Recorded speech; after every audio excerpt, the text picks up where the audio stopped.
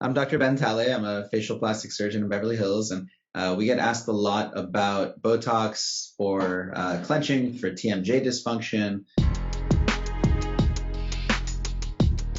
Thing that we like to treat when we're looking at TMJ dysfunction is hyperactive muscles. And the hyperactive muscles that exist for chewing are the masseter, which is this kind of broad muscle that you got over here. It attaches from here down to here. There's the temporalis muscle, which is this thick one that fills your temple and goes and inserts deep into the jaw. And then you have your pterygoids, which are on the inside. And it's the medial pterygoid, which is the one that masticates or clenches. That's a hard one to hit. So the first thing that we do is we go hit the masseter, and we hit it down over here, about 5 units there, 5 units there, 5 units there, always on the low side, not on the high side. And what that does is slowly atrophies or shrinks the jaw muscle and makes the face a little more slender. Most people like that because the people who are clenching and grinding a lot, causing TMJ dysfunction, are the ones who actually have the larger muscles.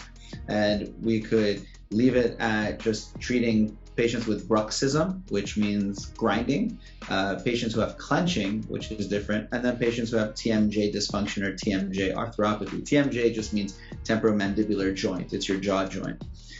So it helps a lot with that, and it usually works over the course of about 2 weeks. It kicks in. So first 3 days you'll see a little bit of weakening, but 2 weeks later you really see the muscle start to shrink and atrophy. And then it lasts some people 1 year, some people 2 years.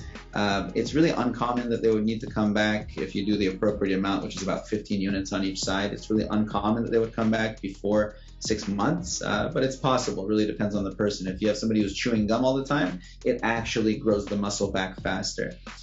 This really helps people also when they sleep. There's two areas that contribute to stress in our sleep. One of them is the grinding area, which again is your masseter and your temporalis muscle, and the other one is the furrows over here. So these are muscles that you can kind of bear down on and clench and tighten up your face, and it actually contributes to stress, anxiety, and poor sleep for some people. So it is nice to do this for those reasons.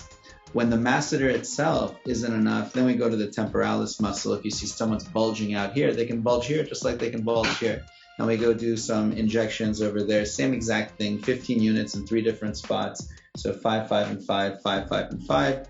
And you just make sure you never hit the muscles around because you can cause problems. So the muscles here that we worry about is the smiling muscles. That's why you never inject someone's masseter up at this point, because it's going to drop their smile.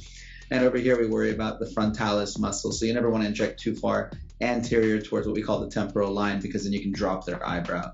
So I think it's a wonderful treatment, very long lasting, very beneficial, and actually very cost effective when you think about the other options.